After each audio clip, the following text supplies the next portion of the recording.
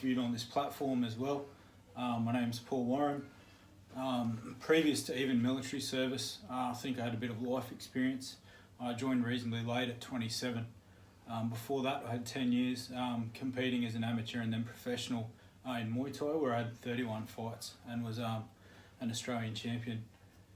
Fractured my shin in about 2006, and that's when I sort of entered the military world and joined the army in 2007. Following that, being one of the older guys, I think you're pushed to the front a little bit quickly. Posted to 1RR in 2008, and then straight away into 2009 I knew the battalion was deploying. I had 4 weeks notice to go, deployed to Afghanistan, where only 6 weeks into deployment we were out on a foot patrol. I was lying behind a 58 and we were blown up. Lost my right leg, but more importantly, we both lost a good mate that day, Ben Renato. And I think what we do now in the veteran community ties us together, where I think we try and do positive things to keep Ben's spirit alive a little bit. I think a lot of us are tied to that, and we try and keep positive because we are fortunate. Definitely, and we like to keep it raw. We like to ask some of the hard questions, and we don't rehearse before we come in, and I feel the viewers and the people that watch you like that. So you've just been to Chile. What were you doing in Chile? You got windburn on your face. Now, tell me about that, but don't tell me just what you did. Yep, I've read your book. I know you have mental illness. I know you got physical injuries. Tell me how that, having a mental illness, how does that affect what you do in day-to-day life? And does it hinder you or push you forward? Well, I don't even know where to start with those questions. A little bit of both and a little bit of everything on any given day. Yeah. Even 8 years on, I still have my ups and downs. I prided myself on, probably not even before the army, being the best fighter, but someone who had resilience and was willing to take on a challenge. Yeah. And I think that's made me who I am, and forged me into this person where the veteran community, I think, let's be honest, we're in crisis. Yeah, yep, agreed. We hear about suicide maybe every 10 days, every 2 weeks. We tend to focus on suicide statistics, how we're not doing well. What we don't do, I believe, is promote strength. Mm-hmm. I will not be a victim of my circumstance. I got blown up, yes, I live, a little bit differently mentally. We'll never forget Ben or what happened that day. I put my leg on every day and that reminds me, but that also reminds me how lucky I am to still be alive. Definitely. To have a family, try and be a role model. Just push forward and continue to challenge yourself. 100%. Chile.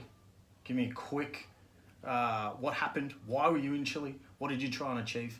And how do you feel about it? All good questions. Still not sure about a lot of it. One of the craziest things I've done, I thought I was done with deserts. The Atacama is the driest desert on the planet. Yep. We attempted to take 2 trucks up to an altitude world record of 6,700 metres. Conditions were that tough that we didn't even get there. Oh. To put it in perspective, the local police, when we were over there, asked us to recover a body of a Polish mountaineer. Conditions were minus 25 to minus 40 overnight, 100 km/h winds. People say, why do you do it? Well, I got to raise some money for the Bravery Trust, which I think is really good. They're one of the few charities that do really good things.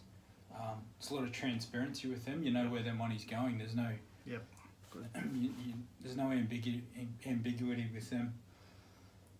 The money goes to veterans and their families. But for me, it's just, I'm finished with Invictus Games, finished with a few other things. Like, you can't stop moving forward. Definitely. And I think that it's important to note, Paul, professional fighter, Australian champ, joins the Defence Force, loses a limb, has mental illness, starts a family, goes to Invictus Games, be the Invictus Games captain, comes back, always pushing forward. And I think that's something that it doesn't matter with you serving, not serving. I think that using resilience, post-traumatic growth, growing from your circumstances is something that we all can aspire to. One last question that I have for you is mental illness.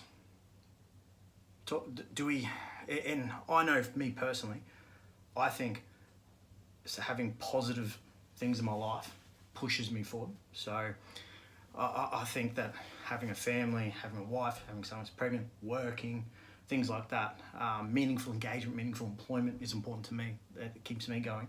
Is that something that helps you with mental illness now? So tell me, nuts and bolts, mental illness, what helps you? Is it working? Is it what? It's one of the very difficult things. I never thought I'd be diagnosed with it for one, so that was almost like a traumatic experience for someone to tell you had a mental health condition. Yeah. And you weren't travelling too well.